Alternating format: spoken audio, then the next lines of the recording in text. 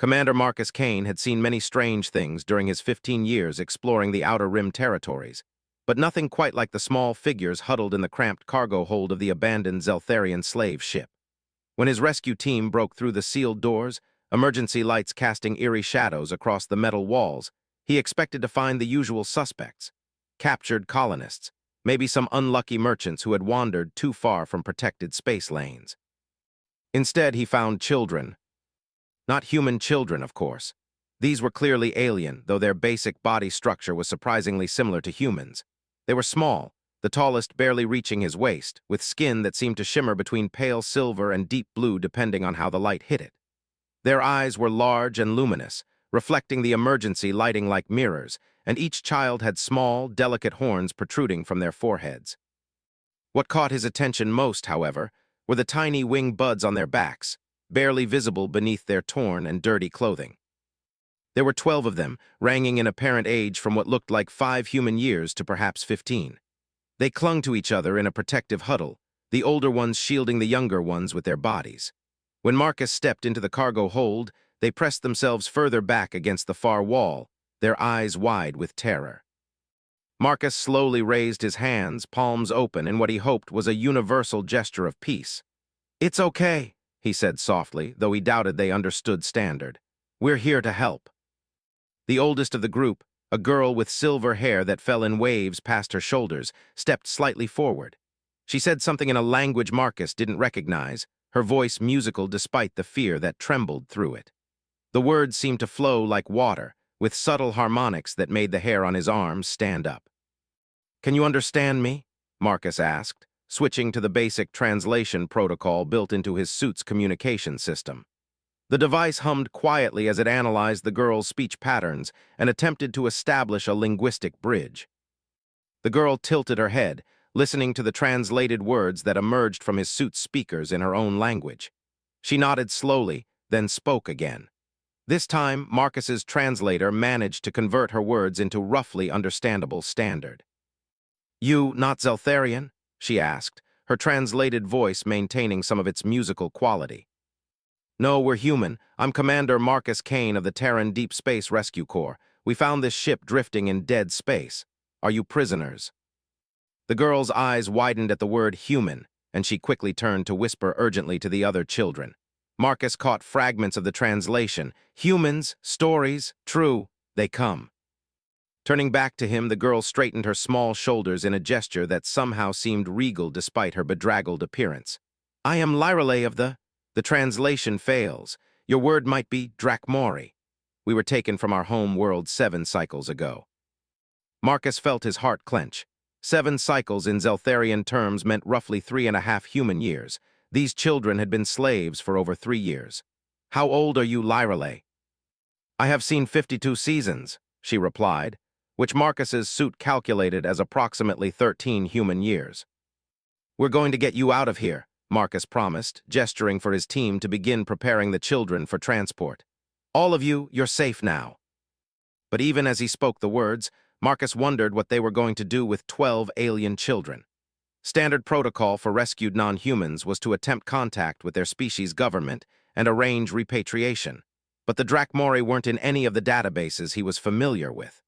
For all he knew, their homeworld had been destroyed or conquered in the years since these children were taken. The rescue went smoothly enough. The children, while clearly frightened, seemed to understand that the humans were trying to help them. They allowed themselves to be guided aboard Marcus's ship, the Steadfast Asterisk, without resistance. Dr. Sarah Chen, the ship's medical officer, did her best to examine them despite the language barrier and their obvious distress. "They're malnourished and dehydrated, but otherwise in remarkably good health," Dr. Chen reported to Marcus privately after the children had been settled in temporary quarters. Whatever these Zeltharians were planning to do with them, they at least kept them alive. "Any ideas about their species?" Marcus asked, reviewing the medical scans on Chen's tablet. "Nothing definitive. The skeletal structure is fascinating, though. Those wing buds aren't vestigial. Based on the bone density and muscle attachment points, I'd say they're meant to develop into fully functional wings. The horn formation suggests some kind of sensory organ, possibly for echolocation or electromagnetic field detection." Marcus nodded thoughtfully. What about their development? Are they actually children, or could this be what adult members of their species look like? Oh, they're definitely children, Chen said without hesitation. The bone fusion patterns, dental development, brain-to-body ratios, everything screams juvenile development, which makes what the Zeltharians did to them even more despicable. Over the next few days, as the Asterisk Steadfast made its way toward the nearest Terran station, Marcus found himself spending more and more time with the rescued children. His translation software was gradually building a more comprehensive dictionary of their language, making communication easier. What he learned both amazed and troubled him. The Drakmori, according to Lyrale, came from a world called Nethes in what humans knew as the Vale Nebula region. It was a place of floating islands and crystal caverns, where her people lived in great cities carved from living stone. She spoke of parents who could soar through clouds and teachers who could sing mountains into new shapes. "Your people can fly?" Marcus asked during one of their conversations in the ship's common area. Several of the younger children were playing a game that involved moving small stones in complex patterns, while the older ones listened to the discussion. "When we are grown," Lyrale confirmed, her small wing buds twitching slightly. "The wings come fully in our 20th season. Until then," she made a gesture of helplessness. Marcus was beginning to understand why the Zeltharians had targeted children. Adult Drakmori who could fly would be nearly impossible to capture and contain. But children, earthbound and vulnerable, would make easy prey. "Tell me about your families," Marcus said gently. Lyrale's expression grew sad. "My parents were the guardians of the eastern reaches. My brother Kellen," she indicated a boy of perhaps 10 human years who was directing the stone game with serious concentration, "was to inherit the task when he came of age." "Guardians," Marcus prompted. "Protectors, keepers of the peace. When the Zeltharians came with their great ships, our parents fought them in the sky. But there were so many." She trailed off, her large eyes reflecting memories too painful for her young mind to fully process. Marcus felt a chill run down his spine. If Lyrale's parents were important enough to be called guardians, and if Kellen was supposed to inherit the position, that suggested these weren't just random Drakmori children.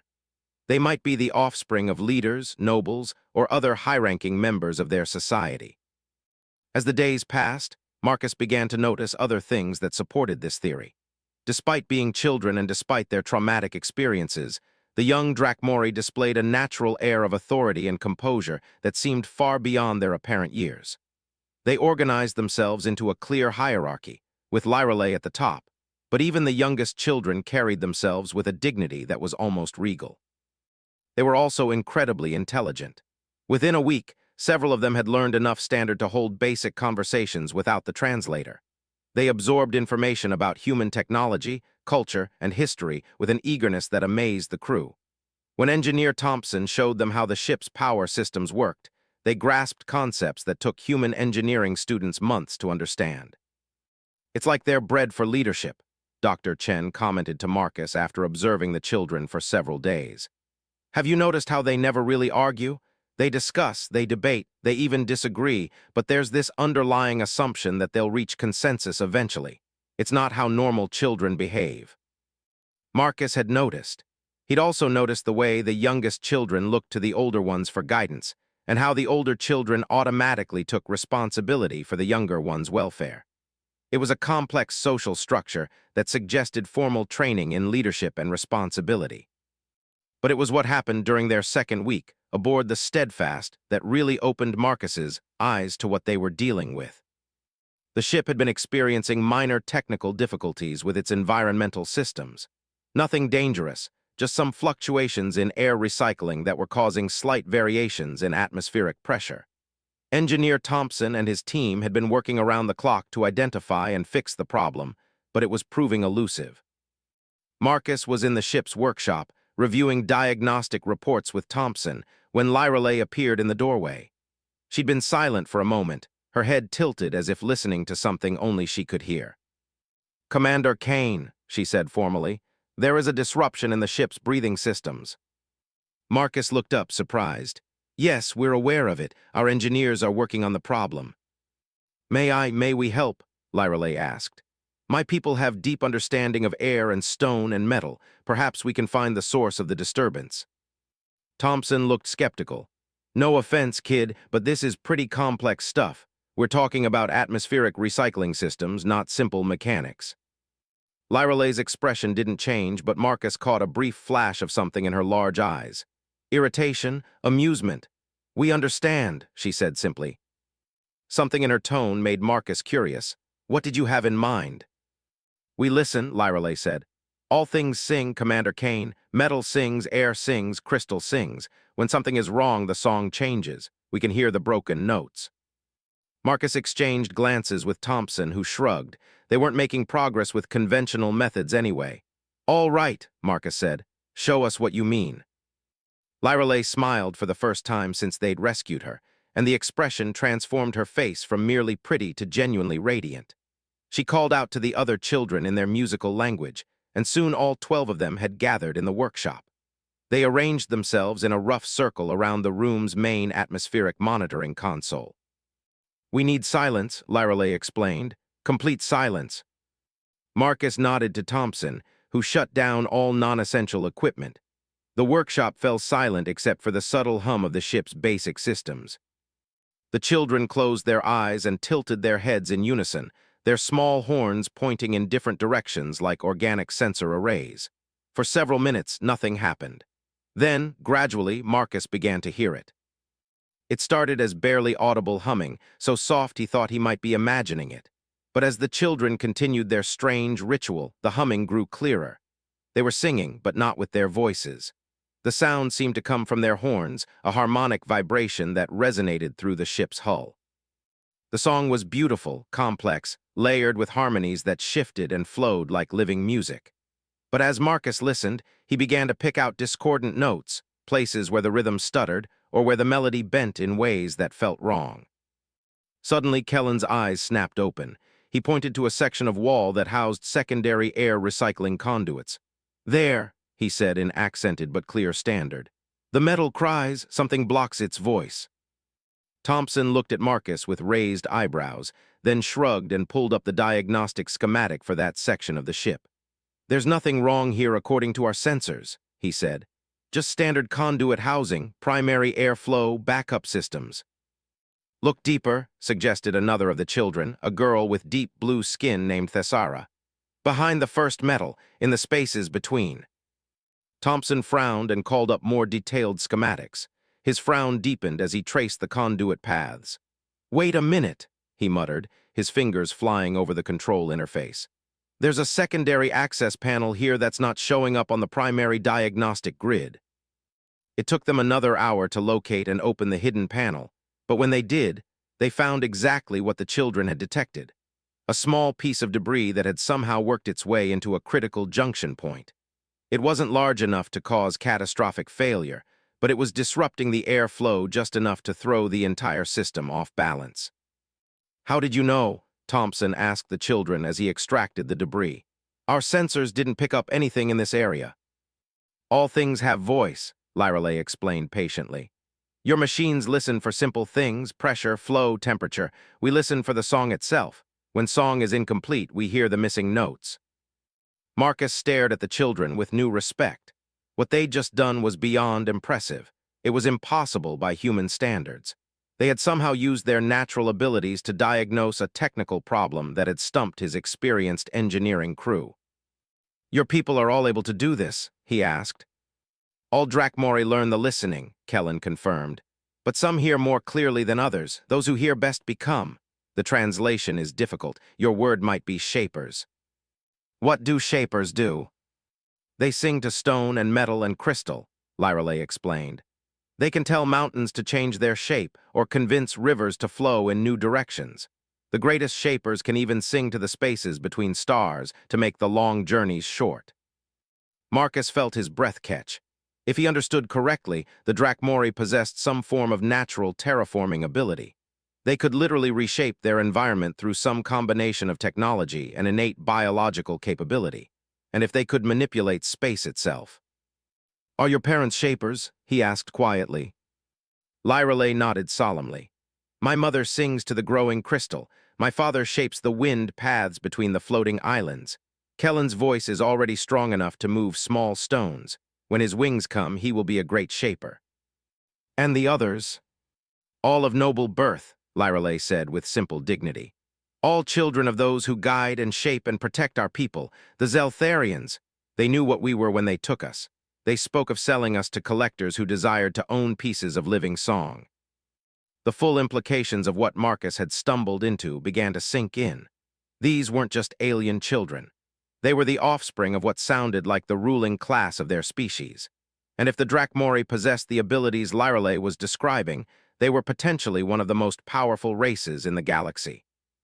Which raised a very important question. What had happened to their homeworld? If the Drakmori were so powerful, how had the Zeltharians managed to capture their children? Marcus was about to ask when the ship's communication system chimed with an incoming transmission. He excused himself and made his way to the bridge, where Communications Officer Rivera was frowning at her console. "We're receiving a signal on a frequency I've never seen before," Rivera reported. "It's not from any known Terran source, and the pattern doesn't match any of the standard alien communication protocols in our database." "Could it be the Zeltharians?" Marcus asked, though he doubted it. The slave ship they'd rescued the children from had been completely dead, its crew apparently having abandoned it after some kind of system failure. "No, sir, this is something else entirely. The signal strength suggests it's coming from a very large source, possibly multiple sources. And Commander, there's something else. The signal pattern matches the harmonic frequencies we've been detecting from our passengers." Marcus felt his heart rate spike. "Can you decode it?" "Working on it now, but without a translation matrix." Rivera paused as her console chimed. "Wait, I'm getting automated translation protocols. Someone's sending us language files." The main screen flickered to life, displaying symbols that seemed to flow and shift like living things. Gradually, the alien text was replaced by standard lettering, though the translation seemed to lag slightly behind the original transmission. "Terran vessel, we greet you. We are the fleet of the Crystal Throne.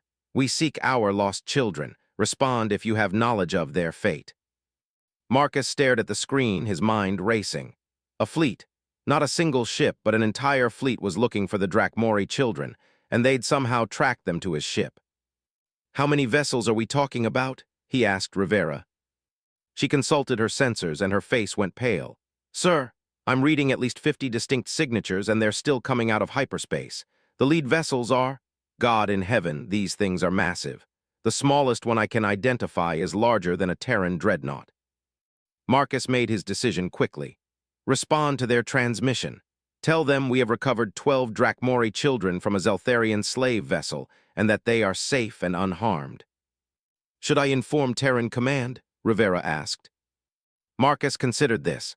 First contact with a new alien species was supposed to be handled by diplomatic specialists, not deep space rescue commanders. But the children had been through enough, and delaying their reunion with their families for bureaucratic reasons seemed cruel. "Not yet," he decided. "Let's see what these people want first." The response came within minutes. "Commander MARCUSKANE of the Terran vessel Steadfast, you have OUR eternal gratitude. Request permission to come alongside for recovery of our young ONES. We offer GIFTS of friendship to honor your kindness to our children." Before Marcus could respond, Lyrelay's voice came over the ship's intercom. Somehow, she'd accessed the communication system from wherever the children were staying. "Commander Kane, may I speak with my people?" Marcus nodded to Rivera, who opened the channel. "Go ahead, Lyrelay." What followed was a stream of musical Drakmori speech that seemed to make the ship's hull resonate in harmony. Even through the translation system, Marcus could hear the emotion in Lyrelay's voice: joy, relief, and something else. Authority. The response from the fleet came immediately, and this time Marcus could hear the original Drakmori speech underneath the translated text. It was like listening to a choir of crystal bells, beautiful beyond description. "Lyralei of the Eastern Reaches, daughter of Wind and Crystal, we have searched the void for 3 years. Your Parents sing with joy to know you live. All the Throne WORLDS have mourned your loss." "Throne Worlds?" Marcus asked quietly. Lyrelay's translated voice came through the speakers with a note of amusement. "Commander Kane, I believe there are things about my people I have not yet explained. Perhaps it would be best if we spoke face to face." Marcus made his way back to the children's quarters, his mind spinning with implications. When he arrived, he found all 12 of the young Drachmori standing in formation, their backs straight and their expressions solemn. But there was something different about them now. They seemed more. The quiet dignity he'd noticed before had crystallized into something unmistakable. These children were royalty. "Commander Kane," Lyreley said formally, "allow me to properly introduce myself. I am Princess Lyreley, first heir to the Eastern Reaches, daughter of the Wind Throne. This is my brother, Prince Kellen, second heir and future shaper of the Eastern Reaches." She gestured to each of the other children in turn. "Princess Thessara of the Deep Caverns, Prince Valdris of the Floating Cities, Princess Neara of the Crystal Forges." Marcus listened with growing amazement as Lyreley introduced what amounted to the crown princes and princesses of an entire star-spanning civilization. The children he'd been casually chatting with for the past 2 weeks were the equivalent of the heirs to various kingdoms. "Your people have kingdoms?" he managed to ask. "Throne worlds," Lyreley corrected gently. "Each of the major Drachmori worlds is ruled by a royal house. The Eastern Reaches encompass 7 star systems. My parents rule from the crystal throne of Nethys Prime, though they spend much of their time on Nethys itself, where you found us taken from. And the Zeltharians just kidnapped all of you." Kellen spoke up, his young voice hard with memory. "They came during the Harmony Festival, when all the royal houses gather on Nethys for the singing of the new season. They brought many ships and weapons that could wound the air itself. Our parents fought them, but they had prepared for battle while we had prepared for celebration." "The Zeltharians were hired," added Princess Thessara. "They spoke of collectors who wanted to own dragon princes and princesses. They thought our abilities would make us valuable as living ornaments." "Dragon princes," Marcus repeated. "It is what some species call us," Lyreley explained. "We are not dragons as your stories tell them, but there are similarities. We fly, we sing to the elements, we are long-lived and difficult to kill when fully grown. The name is not inaccurate." Marcus sat down heavily on one of the makeshift chairs his crew had provided for the children. "So you're telling me that I've been housing the royal families of an entire alien civilization on my rescue ship?" "The heirs, yes," Lyreley confirmed. "Though only for another few minutes, I suspect. I can hear the song of the royal fleet growing stronger. They will be here soon." As if summoned by her words, the ship's communication system chimed again. This time, the voice that spoke was deeper, older, filled with power and authority that seemed to make the air itself tremble. "Commander Marcus of Terra, I am High King Aldric of the Unified Throne WORLDS. You have RETURNED2 that which we had thought lost forever. Name your reward and it shall be yours." Marcus found his voice with some difficulty. "Your Majesty, no reward is necessary. We were just doing our job." Lyreley smiled at him, and in that expression he could see the future queen she would someday become. "Commander Kane, I do not think you understand. You have not simply rescued 12 children. You have saved the future of our entire civilization. These are the next generation of our leaders, our shapers, our protectors. Without us, our people would have faced centuries of uncertainty and conflict over succession." "What my daughter means to say," came another voice over the communicator, musical and warm, "is that you have given us back our tomorrow. I am Queen Lyrelith of the Eastern Reaches. My daughter speaks truly. There is no price too great for what you have done." Over the next several hours, as the massive Drachmori vessels took positions around the small Terran rescue ship, Marcus learned more about the civilization he had inadvertently made contact with. The Drachmori controlled over 40 star systems. Their technology was centuries ahead of anything humans had developed, and their society was built around the philosophy of harmony between different worlds and species. They were also incredibly powerful. The ships surrounding the Asterisk Steadfast weren't just large. They were technologically sophisticated beyond anything in the Terran fleet. When Marcus asked about their capabilities, Princess Thessara had laughed and said that each of the smaller escort vessels could probably reshape an entire moon if their shapers put their minds to it.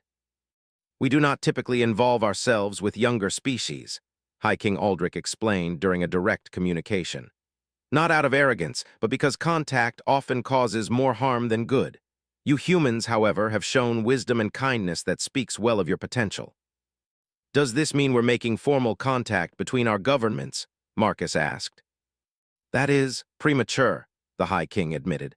Your species is still quite young, still finding your way among the stars, but perhaps some limited contact would be beneficial. My children speak highly of human kindness and ingenuity. They tell me you were able to learn our language and care for their needs despite having no previous knowledge of our people. Marcus thought of Dr. Chen and Engineer Thompson, of the way his crew had gone out of their way to make the children comfortable. We did what anyone would do. Perhaps, said Queen Lyrillith, but many species would not. The Zeltharians certainly did not. The children tell me they were kept in cramped cages, fed barely enough to survive, treated as valuable cargo rather than living beings. The transfer of the children to their own people's ships was both joyous and bittersweet. Marcus had grown attached to all of them, but especially to Lyrillith and Kellen, whose intelligence and dignity had impressed him from the first day. As they prepared to leave, Lyrillith approached him one final time. "Commander Kane, I want you to know that this is not goodbye," she said solemnly. "When I am grown, when I take my place on the crystal throne, I will remember the human who showed kindness to lost children. Your people will always have friends among the Drakmori." She reached into a fold of her clothing and pulled out a small crystal pendant, no larger than Marcus's thumb. It seemed to pulse with internal light, shifting between silver and deep blue. "This is a harmony crystal," she explained. "It is attuned to my voice and my brother's voice. If your people ever have great need, sing to it with genuine intention, and we will hear you across the void." Marcus accepted the crystal with hands that trembled slightly. "Lyrillith, princess, I don't know what to say." "Say you will remember us," she replied simply, "and that when your people are ready to take their place among the elder races, you will sing of friendship and understanding rather than conquest and dominion." As the Drakmori royal family departed, taking their children home at last, Marcus stood at the observation deck watching the massive fleet prepare to jump to hyperspace. The largest ship, which Princess Thessara had identified as High King Aldrich's flagship, was easily the size of a small city. Its hull seemed to be grown rather than built, flowing in organic curves that somehow suggested both delicacy and incredible strength. "Think we'll see them again?" asked Dr. Chen, joining Marcus at the viewport. Marcus fingered the harmony crystal in his pocket, feeling its subtle warmth against his palm. "I hope so," he said quietly. "Something tells me humanity is going to need friends like them in the years to come."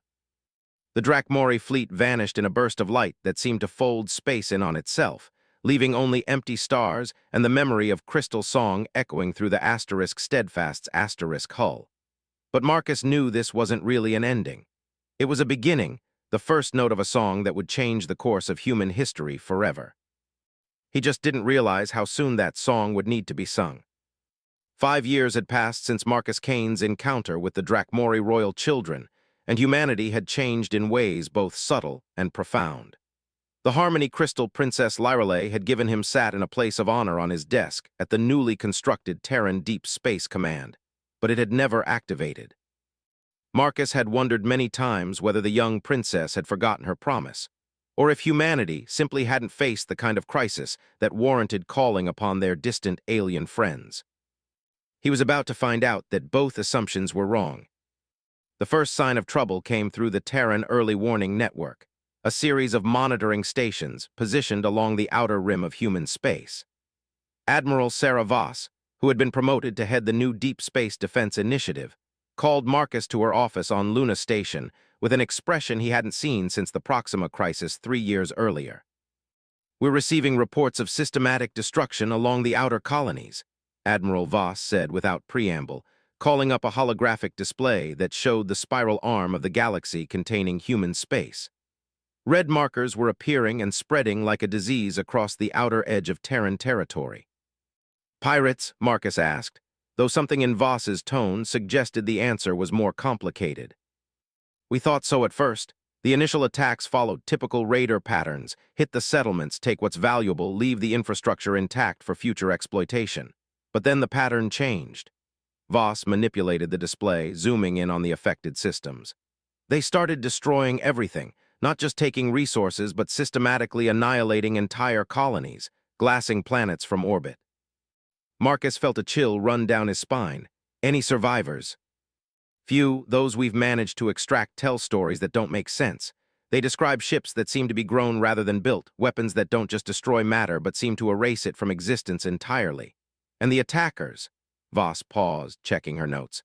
They're described as tall, skeletal, with technology that bends light around them. No one's gotten clear images, but the survivors all mention a sound the ships make. They call it the screaming void. Unknown species? Marcus was already pulling up his own files on known alien races. In the 5 years since first contact protocols had been established, humanity had encountered 17 different species, ranging from the peaceful Calarian traders to the aggressive but honor-bound Vaxthan warriors. None of them matched this description. Unknown to us, Voss confirmed. But Commander, that's not the worst part.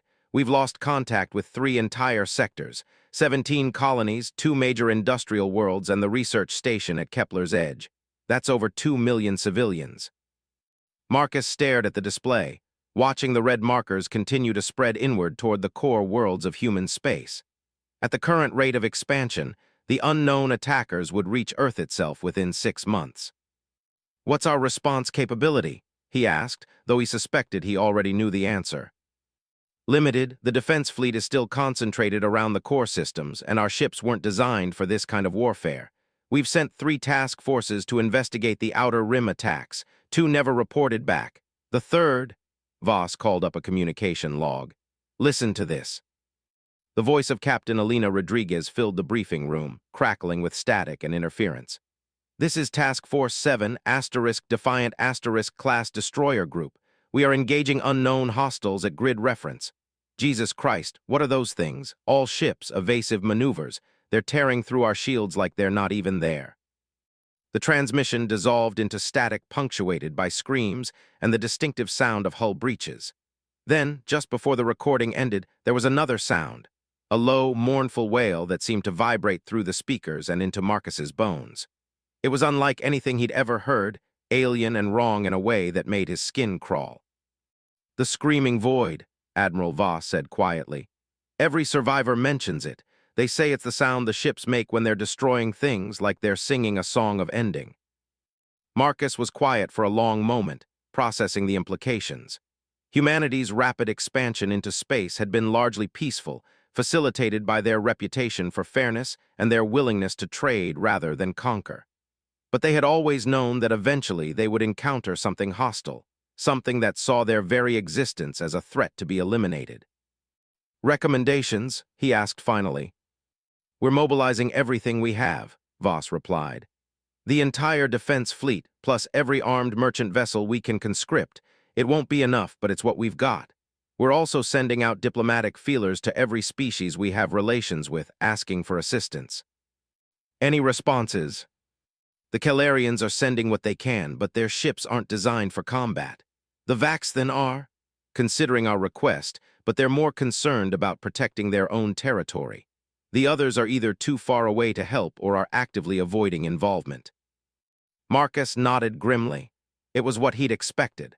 Most of the alien species humanity had encountered were either too peaceful to be of use in a military crisis, or too concerned with their own survival to risk helping a relatively young species.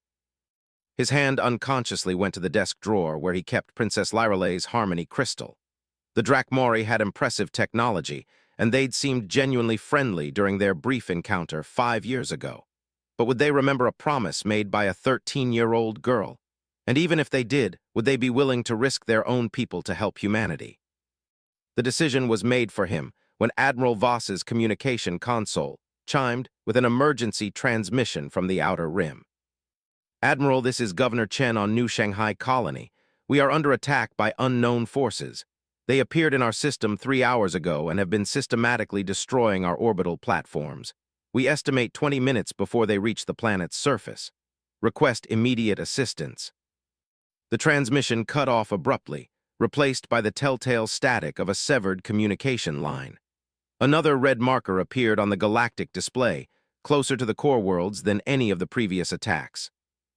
That's it, Admiral Voss said, standing from her chair. I'm implementing Defense Protocol 7. All available ships are to converge on the threatened systems. Civilian evacuation is now mandatory for all Outer Rim colonies, and we're sending out a general distress call to every species in our contact database. Marcus made his decision, Admiral, I'd like permission to try something. What do you have in mind, Commander? Instead of answering directly, Marcus opened his desk drawer and pulled out the Harmony crystal. It seemed to pulse in response to his touch, shifting from silver to deep blue and back again. Princess Lyrelay told me that if humanity ever had great need, we could sing to this crystal, and her people would hear us. I think it's time to find out if she meant it. Admiral Voss stared at the crystal with raised eyebrows. Commander, with all due respect, that was 5 years ago, and she was a child. A royal child of a species that controls 40 star systems, Marcus reminded her. Admiral, we're facing extinction. If there's even a chance that the Drakmori might help us, don't we have to try? Voss was silent for a moment, clearly weighing their limited options against the uncertainty of alien promises. Finally, she nodded. Do it. But Commander, if this doesn't work, we need to focus all our efforts on the conventional defense plan. Marcus took the crystal to the station's primary communication array, a massive structure capable of broadcasting across multiple star systems simultaneously. The technicians looked at him strangely when he explained what he wanted to do, but they configured the equipment according to his specifications. Standing before the main transmitter, Marcus held the Harmony crystal up to the microphone and tried to remember everything Princess Lyrelay had told him about her people. He thought about the children huddled in that Zeltharian cargo hold, about the way they had sung to diagnose his ship's problems, about the promise a 13-year-old princess had made to a human commander who had shown them kindness. Princess Lyrelay, he said into the transmitter, his voice carrying across the void on frequencies that human science barely understood. This is Commander Marcus Kane. Humanity has great need. For a moment, nothing happened. Then the crystal began to glow more brightly, its internal light pulsing in rhythm with his heartbeat. The communication array started picking up harmonics that shouldn't have been possible with human technology, frequencies that seemed to resonate through space itself. Marcus continued, pouring all of his desperation and hope into the message. We are under attack by an unknown species that destroys everything in its path. Millions of our people are already dead, and our defenses are insufficient. If your people meant their promise of friendship, we need your help now. The crystal grew so bright it was almost painful to look at, and the harmonics became audible through the communication equipment.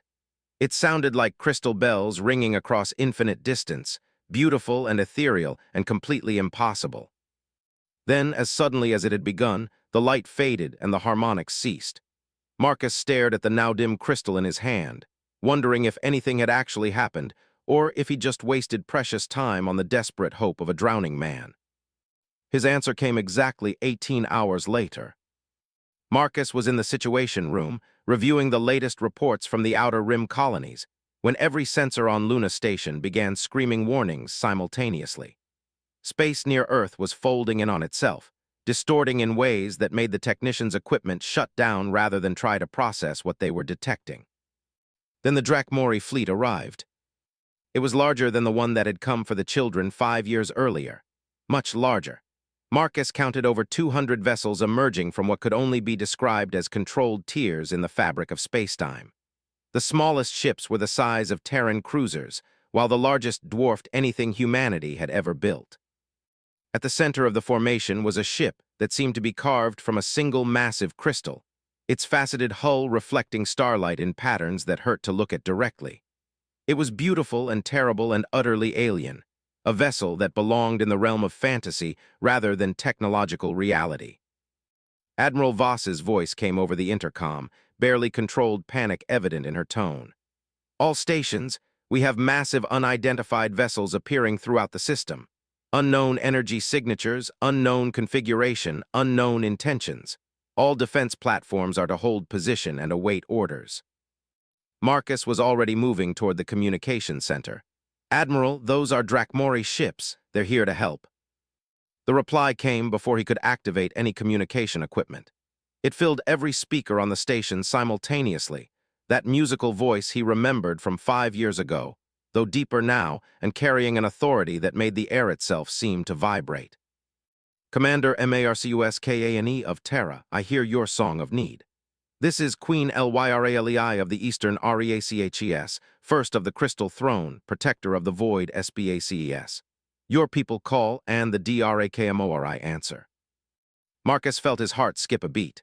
The 13-year-old princess he remembered had become a queen, and her voice carried power that was almost overwhelming even through the communication system. "Your Majesty, thank you for coming. We are facing an enemy that we cannot fight alone." "We know of these DSDROIRS," came the reply, and now there was something like anger in that musical voice. "They are called the DEVOURERS of song, the void that walks between stars. They have been silent for 1,000 years, but they have awakened again to bring ending to all things." Before Marcus could ask what that meant, another voice joined the communication, older and deeper than Queen Lyrale's, but harmonizing with it in a way that suggested familial relationship. "Commander KANE, this is High King ALDRIC. My daughter has told us much of human courage and kindness. Today, you will see what DRAKMORI gratitude looks like." The massive crystal ship at the center of the fleet began to glow, its faceted hull shifting through colors that had no names in human language. Around it, the other Drakmori vessels started to sing, a harmonic resonance that seemed to make space itself vibrate in response. "What's happening?" Admiral Voss asked over the intercom. Before Marcus could answer, Queen Lyrale's voice provided the explanation. "We go to make war, Commander KANE. The Void Singers have brought death to your people, but they will find that life sings louder than ending. Watch and see how the DRAKMORI fight." The fleet vanished. One moment they were there, over 200 massive vessels hanging in space around Earth, and the next they were gone. Not jumped to hyperspace like human ships, not accelerated away at impossible speed, but simply ceased to exist in that location and began existing somewhere else. The answer to where they had gone came within hours, as reports flooded in from across human space. The unknown attackers, the Void Singers or Devourers of Song as Queen Lyrale had called them, were under assault by forces that defied every understanding of warfare that humans possessed. The first report came from the Kepler's Edge system, where the Drakmori fleet had materialized in the middle of a Void Singer attack on the remnants of the research station.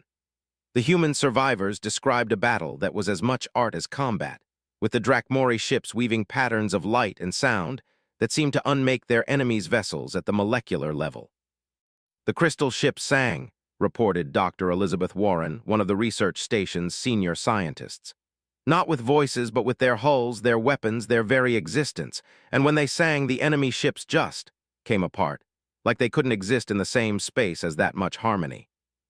More reports followed from systems throughout the Outer Rim. The Void Singer fleets, which had been systematically destroying human colonies for weeks, were being torn apart by an enemy they couldn't seem to fight effectively. Their ships, described by survivors as dark angular things that seemed to absorb light, were simply dissolving when exposed to the Drakmori battle songs. But the most incredible report came from New Shanghai Colony, where Governor Chen had managed to maintain a communication link throughout the battle for his system. The dragon ships arrived just as the void creatures were beginning their final assault on the planet, Governor Chen reported, his voice filled with awe. There were maybe 20 of the enemy vessels, each one the size of a city, and they had weapons that could crack a planet's crust. We thought we were about to die. Marcus listened intently as Chen continued his account. Then space just opened up and the crystal fleet came through. The lead ship was enormous, like a flying cathedral made of living crystal. It positioned itself between the enemy and our planet, and then it started to sing. "What kind of song?" Marcus asked. "I can't describe it properly," Chen admitted.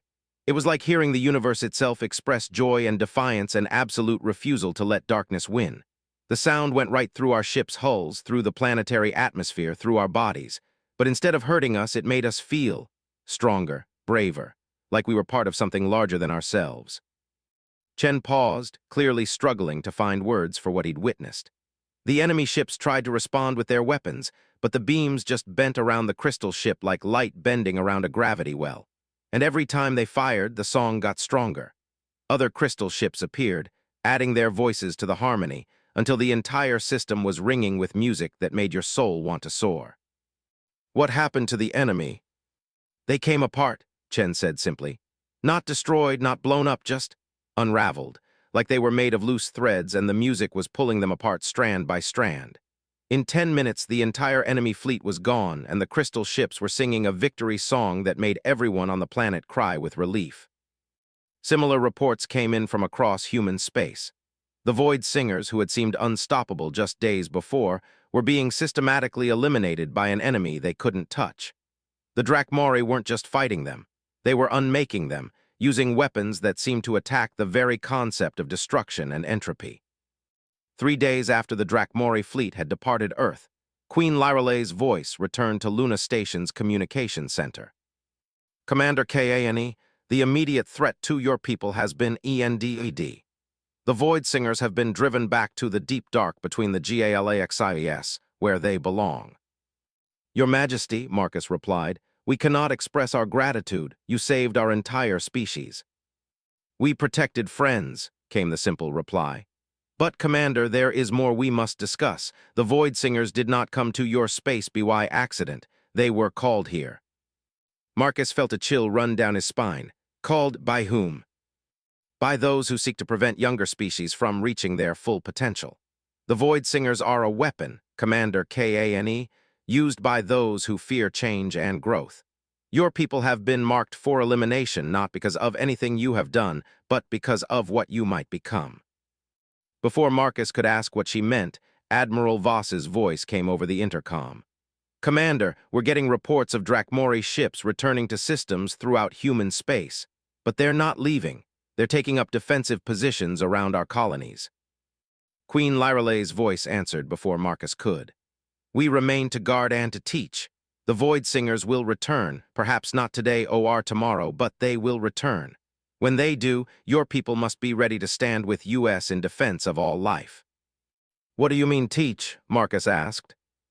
There are things your species must learn. Abilities you must develop if you are to survive what is coming. Your people have minds that can grasp harmony, HEARTS that can hear the music of creation. We will show you how to turn those gifts into weapons against the dark. Over the following weeks, Marcus found himself serving as one of the primary liaisons between humanity and their Drakmori protectors. What he learned during that time fundamentally changed his understanding of the universe and humanity's place in it. The Drakmori were not just another alien species. They were part of an ancient alliance of races dedicated to preserving and nurturing life throughout the galaxy. The Void Singers were their antithesis, beings from the spaces between galaxies who sought to reduce all existence to the cold silence of the void. The conflict has been going on for millions of years, Queen Lyrale explained during one of their conversations. She appeared as a hologram in Luna Station's conference room, and Marcus was struck by how much she had changed. The 13-year-old girl he remembered had become a woman of extraordinary beauty and power, her features sharper now but still recognizable. Her eyes held depths that spoke of experiences beyond human comprehension. The Void Singers feed on entropy, on the ending of things, she continued. They are drawn to places where life is flourishing, where new possibilities are being born. Your species represents exactly the kind of potential they seek to eliminate. Why us specifically? Admiral Voss asked. There are other young species in the galaxy. Queen Lyrale smiled, and in that expression Marcus could see the girl who had once thanked him for his kindness. Because humans are natural harmonizers, you instinctively seek to bring different elements together into something greater than the sum of their parts. This quality, properly developed, makes you extremely dangerous to those who worship entropy. Harmonizers, Marcus repeated. Watch, Queen Lyrale said, and suddenly Prince Kellen materialized in the hologram beside his sister. He was taller now, his wings fully developed into magnificent structures that seemed to be made of crystallized starlight. But his face was still recognizable as the serious boy who had helped diagnose the Steadfast's environmental systems. Brother, Queen Lyrale said, show them what humans can learn to do. Prince Kellen smiled and extended his hand toward the hologram projector. He began to hum, a low musical note that seemed to resonate through the station's hull. The hologram projector responded, its display becoming more vivid and detailed than the technology should have been capable of producing. Humans have natural resonance with crystal-based technology, Prince Kellen explained. With training, your people can learn to interface directly with Drakmori systems. But more than that, you can learn to hear the songs that hold matter together, the harmonies that bind energy and space. What does that mean practically? Admiral Voss asked. It means, Queen Lyreley said, that your people can learn to fight the Void Singers, not with conventional weapons, but with the fundamental forces of creation itself. It means humanity can become part of the alliance that guards life throughout the galaxy. The training began immediately. Drakmori instructors worked with human volunteers, teaching them to perceive the harmonic frequencies that underlay all of reality. It was difficult work, requiring a complete reorientation of how humans understood physics and technology. But it worked. Within months, human technicians were learning to interface directly with Drakmori crystal technology. Human scientists were beginning to understand how matter and energy could be manipulated through harmonic resonance.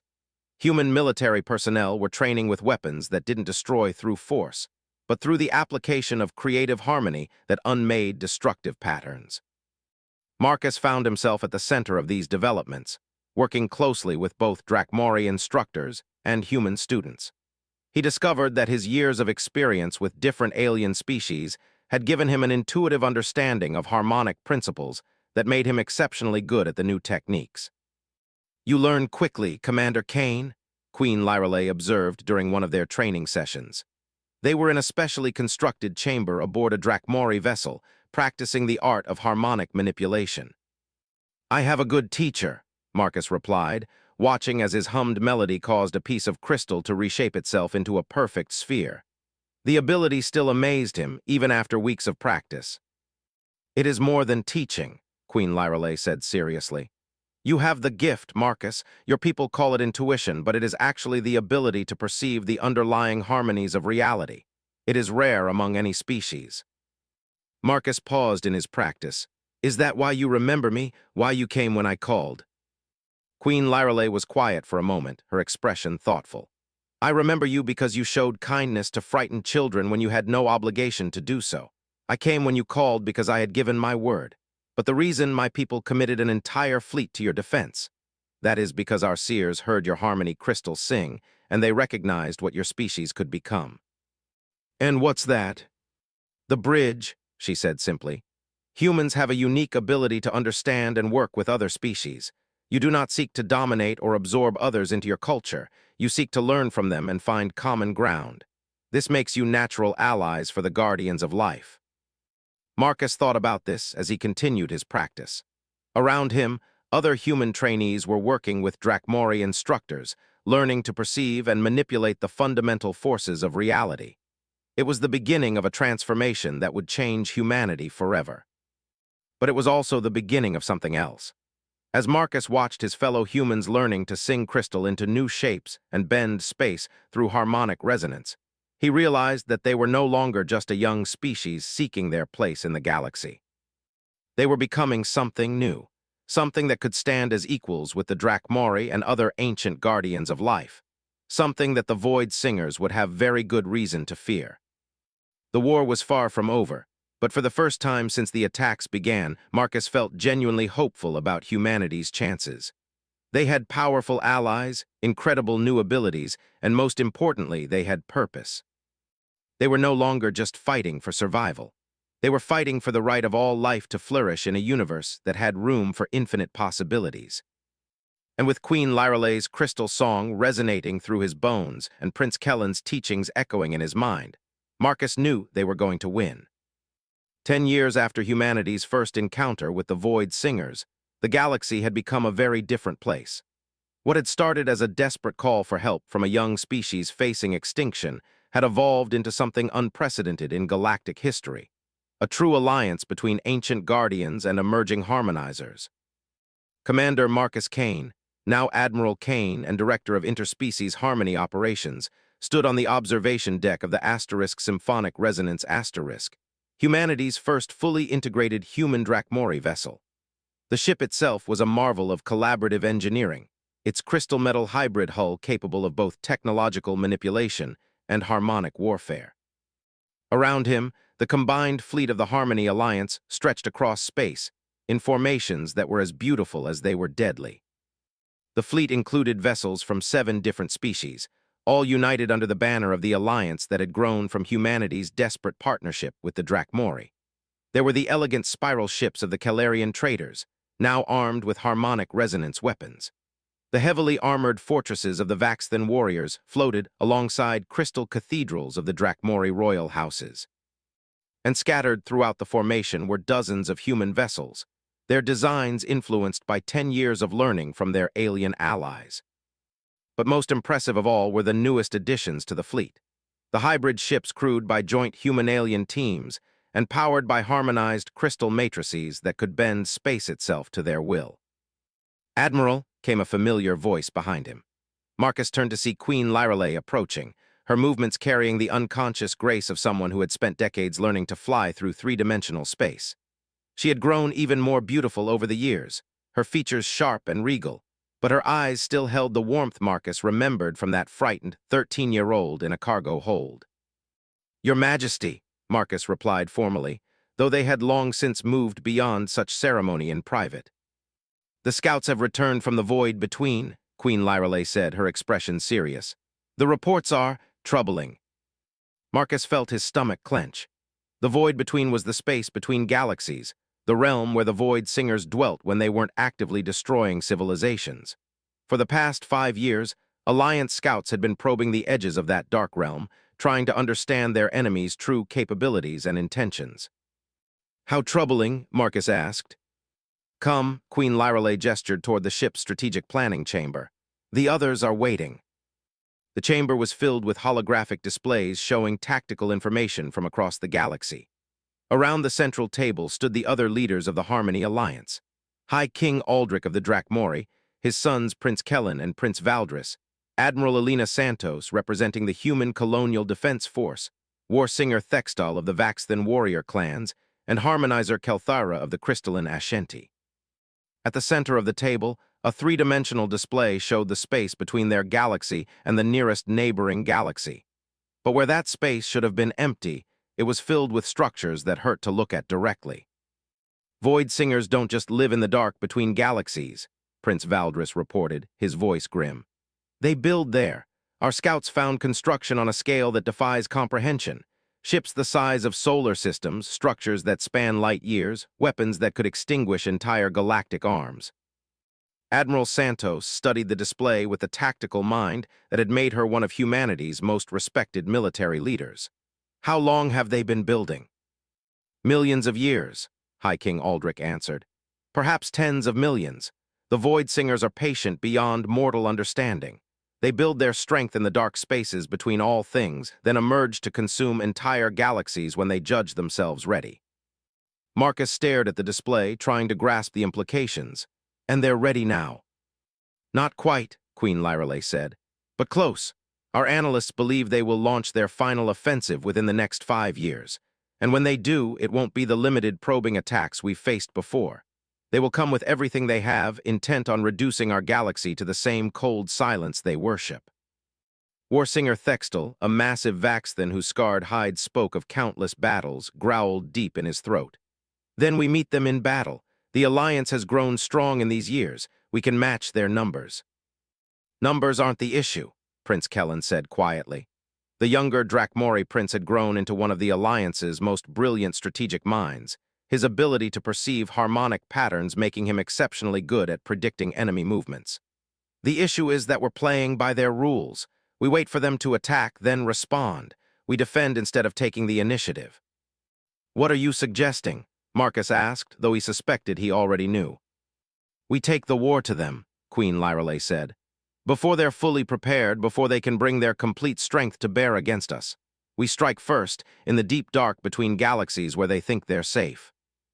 The chamber fell silent as everyone processed the implications of what she was suggesting. An offensive into the void between would be unprecedented. No one had ever successfully attacked the Void Singers in their own realm and returned to tell about it. "The risks are enormous," Admiral Santos pointed out.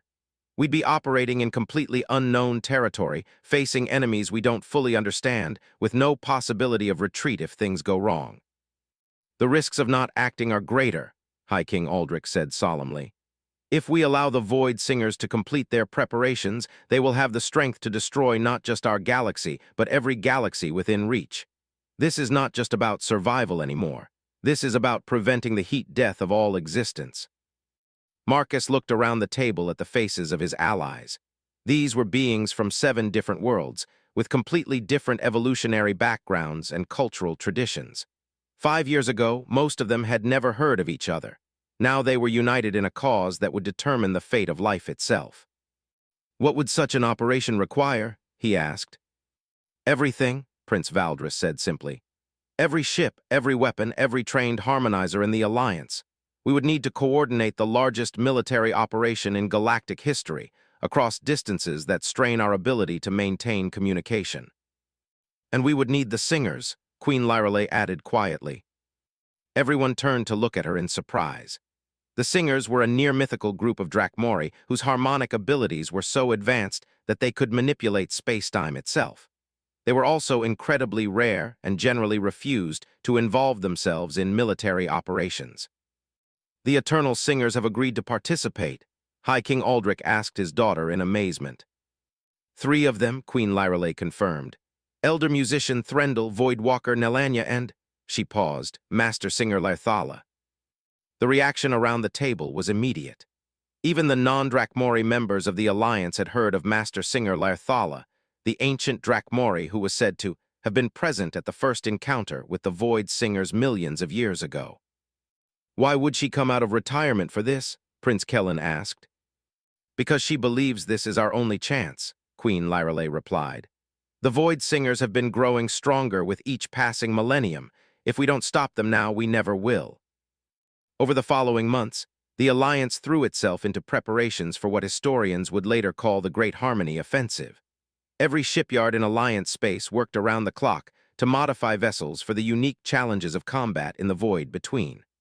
Harmonizers from all 7 member species trained together, learning to blend their different abilities into combined techniques that were more powerful than the sum of their parts. Marcus found himself at the center of much of this preparation, his unique position as both a human and an experienced harmonizer making him invaluable for coordinating between species. He worked closely with Master Singer Larthala, the ancient Drakmori whose knowledge of harmonic warfare was unparalleled. Larthala was unlike any Drakmori Marcus had encountered before. Where Queen Lyrale and her family carried themselves with regal dignity, the Master Singer seemed to exist on a different plane entirely. Her form shifted subtly as she moved, as if she was partly there and partly somewhere else. When she spoke, her words carried harmonics that resonated through dimensions Marcus couldn't perceive directly. "The void between is not empty space, Admiral Kane," she explained during one of their training sessions. They were in a specially constructed chamber that could simulate the conditions found between galaxies. "It is anti-space, a realm where the normal rules of physics do not apply. To fight there, you must learn to harmonize with nothingness itself." Marcus tried to wrap his mind around the concept. "How do we do that?" "By remembering that nothing is also something," Larthala replied cryptically. "The Void Singers mistake emptiness for truth, but emptiness is simply potential waiting to be filled. We will fill it with life, with music, with the harmony of creation itself." The training was unlike anything Marcus had experienced before. Working with Master Singer Larthala, he learned to perceive and manipulate forces that existed in the spaces between atoms, the pauses between heartbeats, the silence between notes. It was exhausting work that pushed the limits of human consciousness, but gradually Marcus began to understand what the ancient Drakmori meant. The void wasn't empty. It was pregnant with possibility, waiting for the right song to bring it to life. Similar training was taking place across Alliance space. Human engineers worked with Drakmori shapers to design weapons that could function in anti-space. Vaxthan warriors learned to harmonize their battle songs with Kellarian trade melodies, creating combat techniques that had never existed before. Ashanti crystal singers practiced resonance patterns with human psychic operatives, developing communication methods that could function across the dimensional barriers of the void between. When the fleet finally assembled for departure, it was magnificent beyond anything the galaxy had ever seen. Over 10,000 vessels representing the combined military might of 7 species, all working in perfect harmony under unified command. At the center of the formation flew the Eternal Resonance Asterisk, Master Singer Larthala's personal vessel, its crystalline hull singing with frequencies that made space itself bend around it. Marcus stood on the bridge of the Asterisk symphonic resonance as the fleet prepared to depart normal space for the void between.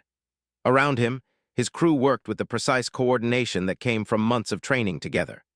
Human technicians harmonized their instruments with Drakmori crystal singers, while Vaxthan tactical officers coordinated with Kellarian navigators to plot courses through realms where distance and direction were more suggestions than rules. All units report ready, Admiral Santos announced from her position as overall fleet coordinator. Master Singer Larthala confirms the dimensional pathways are stable, Queen Lyrale added from her command vessel. Marcus took a deep breath and opened the fleet-wide communication channel. All ships, this is Admiral Kane. Today we embark on a journey that will either save our galaxy or witness its ending. We go not as separate species, but as one people united by our determination to protect all life. Remember your training, trust your shipmates, and listen for the harmony that binds us together. The response came back in 7 different languages, but the meaning was universal. We hear you, Admiral. We are ready. Master Singer Larthala, Marcus said formally, please open the way. The ancient Drakmori's voice filled every ship in the fleet simultaneously, a song so beautiful and complex that it seemed to rewrite the laws of physics as it played. Space around the fleet began to fold and twist, creating passages that led not to other regions of normal space, but to the dark realm between galaxies. The transition was unlike any form of faster-than-light travel Marcus had experienced. Instead of the familiar sensation of jumping to hyperspace, this felt like stepping outside reality itself. The stars around them faded away, replaced by a darkness so complete it seemed to have weight and substance. But the darkness wasn't empty.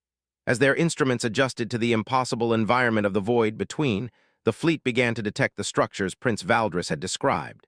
Ships the size of moons floated in formations that stretched across hundreds of light years. Massive constructs that could only be weapons loomed in the artificial distance, their purpose clearly designed for wholesale destruction on a galactic scale. And everywhere, the songs of ending. The Void Singers filled the space between galaxies with their anti-harmony, a musical negation that sought to reduce all existence to silence. Void Singer fleet detected, reported the sensor operator. Estimated strength, dear God, there are millions of them. Marcus looked at the tactical display and felt his heart sink. The Void Singer fleet was larger than anything they had prepared for, vast beyond comprehension. For a moment, the sheer scale of what they were facing threatened to overwhelm him. Then Queen Lyrale's voice came across the communication channel, calm and determined. All Alliance forces, remember why we are here. We fight not for conquest, but for the right of life to exist. Let our harmony ring through the void and show these singers of ending what true music sounds like. The battle that followed could not be described adequately in any language spoken by mortal beings. It was a conflict fought as much with song as with weapons, where reality itself became the battlefield. The Alliance fleet spread out across impossible distances, their harmonized movements creating patterns of music that began to fill the empty spaces between galaxies with life and possibility. Master Singer Larthala led the assault, her voice weaving melodies that made the void itself ring with creative potential. Where her songs touched the Void Singer constructs, the dark structures began to change, their antimatter hulls transforming into something resembling normal matter. Human psychic operatives, trained in the deepest mysteries of harmonic warfare, reached out with their minds to disrupt the Void Singer's ability to coordinate their vast fleets. Vaxthan warriors sang battle hymns that gave physical form to courage and determination, creating shields of pure will that protected the Alliance vessels from weapons designed to unmake reality. Drakmori princes and princesses led formations of crystal ships in complex maneuvers that painted geometric forms of beauty across the darkness, each pattern serving to anchor points of normal spacetime in the chaotic realm of the void between. But the Void Singers fought back with everything they had. Their songs of ending struck at the Alliance fleet like weapons made of pure negation, seeking to reduce ships, crews, and the very concepts they represented back to primordial nothingness. Marcus found himself in the thick of the fighting, his ship's hybrid crew working in perfect harmony to both attack and defend simultaneously.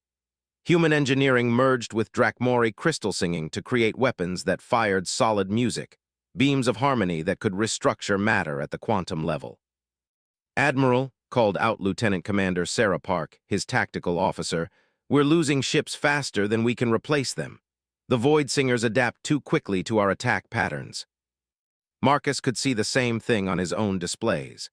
Despite their preparation and training, despite the incredible power of their harmonized fleet, they were being overwhelmed by sheer numbers and the Void Singers' intimate familiarity with their own realm. That was when he heard it, a new voice joining the battle song. Not Master Singer Larthala or any of the other trained harmonizers, but something else entirely. Something young and clear and absolutely fearless. It was Princess Thessara, now Queen Thessara of the Deep Caverns, adding her voice to the cosmic symphony. Then Prince Kellen joined her, his melody interweaving with his childhood friend's song in patterns they had learned playing games in the cargo hold of a human rescue ship 15 years earlier. One by one, all of the former royal children who Marcus had rescued from Zeltharian slavers added their voices to the growing chorus. They sang not of war or destruction, but of friendship and hope, and the simple kindness of humans who had cared for frightened alien children without asking for anything in return. The effect was immediate and dramatic. The Alliance fleet's harmony crystallized around the children's songs, becoming something greater than the sum of its parts. Where before they had been fighting as separate species working together, now they truly became one people united by a single purpose. Marcus felt tears streaming down his face as he recognized the melody underlying the cosmic battle song. It was the same tune Lyrale had hummed 15 years ago when she was scared and hurt and far from home. Now that frightened girl had grown into a queen who was using that same melody to lead the largest military operation in galactic history. The tide of battle began to turn. The Alliance fleet's harmonized attacks started to overwhelm the Void Singers' defenses, not through superior force, but through superior music. Where the Void Singers sought to reduce everything to silence, the Alliance created symphonies of impossible beauty that made the darkness itself sing with life. The final phase of the battle came when Master Singer Larthala led the Alliance in the Song of New Beginnings, a harmony so complex and powerful that it began to restructure the very nature of the void between. Instead of empty anti-space, the realm began to fill with potential, with the seeds of future galaxies and the promise of life yet to be born. The Void Singers, faced with an environment that was no,